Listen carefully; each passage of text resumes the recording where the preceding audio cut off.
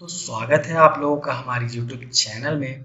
और आज इस वीडियो से हम लोग जानेंगे कि लोकस्ट क्या है, लोकस्ट को एज अ अटैक इंडिया में क्यों बताया जा रहा है। तो बने रहिए हमारे साथ। तो दोस्तों, इस आप लोग जानते हैं जैसे कोविड के कारण हमारे देश के बहुत सारे फार्मर्स एंड वर्कर्स बहुत परेशान हैं। फार्मर्स फार्मर्स अपने क्रॉप्स का अच्छे से ध्यान नहीं रख पा रहे हैं और वर्कर्स को फूड नहीं मिल रहा है। इन दिनों में दोस्तों एक लोकस्ट एक ऐसा कीड़ा है जो इंडिया में ईरान पाकिस्तान होते हुए इंडिया आया है और इंडिया में बहुत तेजी से फैल रहा है, जो किसानों का क्रॉप्स खाता है दोस्तों। तो इसलिए इसको इंडिया पे एक अटैक बताया गया है। और भी बहुत सारी इंटरेस्टिंग चीजें हम जानेंगे इस वीडियो में लोकस्ट के बारे में। सो बने रहिए। बताया कि ये ईरान से होते हुए ईरान से चलकर पाकिस्तान होते हुए इंडिया के राजस्थान, पंजाब, गुजरात और मध्य प्रदेश और ये अब यूपी और महाराष्ट्र में भी तेजी से फैल रहा है। तो दोस्तों अब हम जानेंगे कि आखिर ये इतना डेंजरस क्यों है।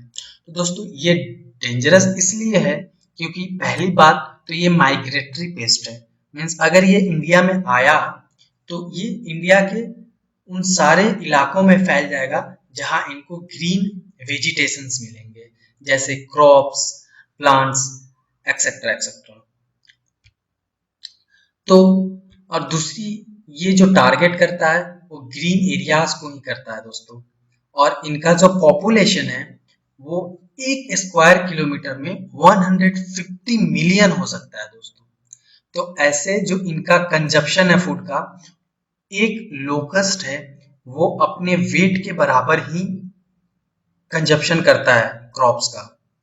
तो अगर मान लीजिए कि एक लोकस्ट का वेट 5 ग्राम और 10 ग्राम अप्रॉक्स होगा, तब भी 5 gram 10 gram multiply by 150 million, this is going to be a huge amount of crops consumption by the locust। तो दोस्तों, और ये अब इतना आपको कैलकुलेट करने की जरूरत नहीं है, मैं यहाँ पे करके बताया हूँ कि दोस्तों ये जो 1 स्क्वायर किलोमीटर का जो ये इसका क्रॉप का जो डिस्ट्रक्शन है वो हमारे ह्यूमंस के लिए जो क्रॉप्स 35,000 लोगों के लिए फूड प्रोड्यूस कर सकता था उसको ये डिस्ट्रॉय कर देगा। तो दोस्तों ये बहुत ज्यादा डेंजरस है। इसलिए अब आपको समझ में भी आ रहा होगा कि इसको एज अ अटैक इंडिया पे क्यों बताया गया है। और इसका सबसे एक बड़ी ड्रॉबैक है कि ये हाईली एडेप्टिव है। मीन्स गर्मी या सर्दी, बरसात कुछ भी हो, ये इजिली एडप्ट कर जाएगा। तो इतना दोस्तों जानने के बाद अब आपके मन में आ रहा होगा कि आखिर ये दिखता कैसे है, ये ये जीता कितने दिन है ये कीड़ा, क्या ये हमारे ह्यूमन बॉडी के लिए डेंजरस है या सिर्फ क्रॉप्स या प्लांट्स के लिए ही डेंजरस है। तो दोस्तों आप बने रहिए आगे।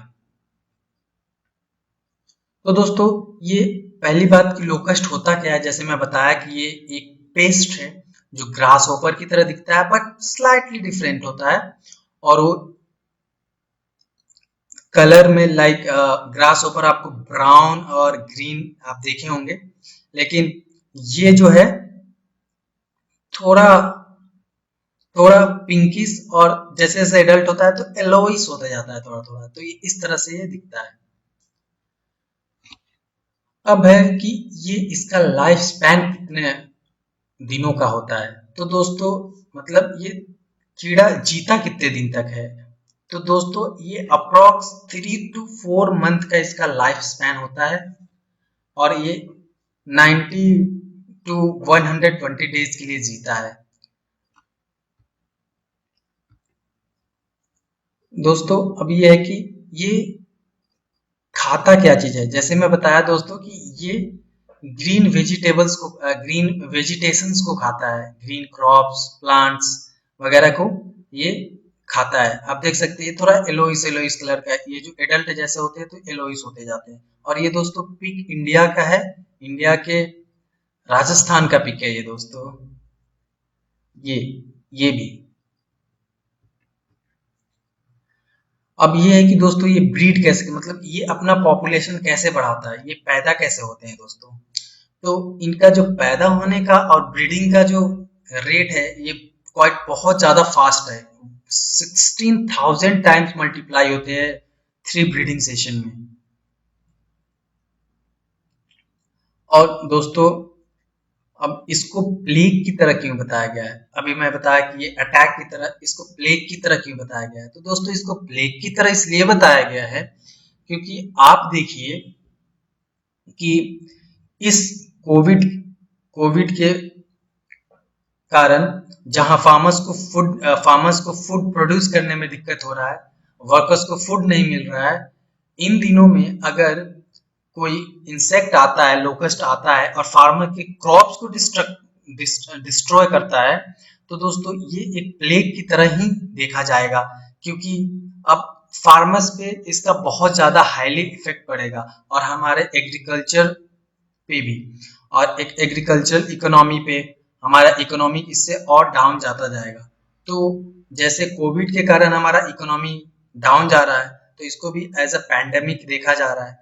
वैसे ही अगर लोकस्ट इंसेक्ट के कारण हमारा इकोनॉमी डाउन जाएगा, एग्रीकल्चरल हेल्थ खराब होगी, तो इसको भी एक प्लेग की तरह देखा जाएगा। तो दोस्तों इसलिए इसको एक प्लेग की तरह भी देखा जाएगा। अब बोल रहा है कि क्या ये हार्मफुल है, तो दोस्तों ये हार्मफुल तो है, बट ये ह्यूमन बॉडी के लिए डायरेक्टली हार्मफुल नहीं है।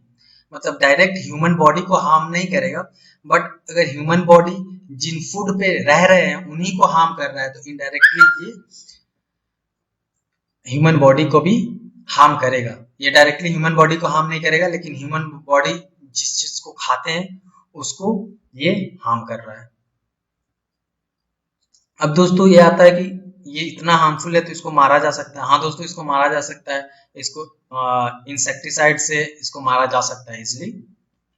बट इसकी जो तादाद है, मतलब जिस पॉपुलेशन है, इतना ज्यादा होता है कि इतना ज्यादा इंसेक्टिसाइड पेस्टिसाइड पौधे पे डालना वो हमारे लिए भी हार्मफुल होगा। अब ये है दोस्तों कि ये माइग्रेट करता कैसे है। माइग्रेट तो करके ईरान, पाकिस्तान होते हुए इंडिया तो आ गया। अब जानिए कि ये माइग्रेट करता कैसे है। तो दोस्तों ये विंड के डायरेक्शन में माइग्रेट करता है और अप्रॉक्स इसका जो स्पीड होता है 16 to 19 किलोमीटर पर आवर होता है, और ये travel up to 150 kilometre per day करता है। दोस्तों अब हमारे देश में इसके कंट्रोल के लिए गवर्नमेंट का वैसा कौन सा बॉडी है जो इसके लिए रिस्पॉन्सिबल है। तो पहला है ministry of agriculture and farmer welfare, दूसरा है ministry of external external affairs, और तीसरा जो है मिनिस्ट्री ऑफ होम अफेयर्स है, और चौथा मिनिस्ट्री ऑफ अर्थ साइंसेस है। तो दोस्तों इसी के साथ आशा करता हूँ कि आपको लोकस्ट अटैक के बारे में बहुत सारी नॉलेज गेन हुआ होगा। तो दोस्तों कृपया चैनल को शेयर एंड सब्सक्राइब करना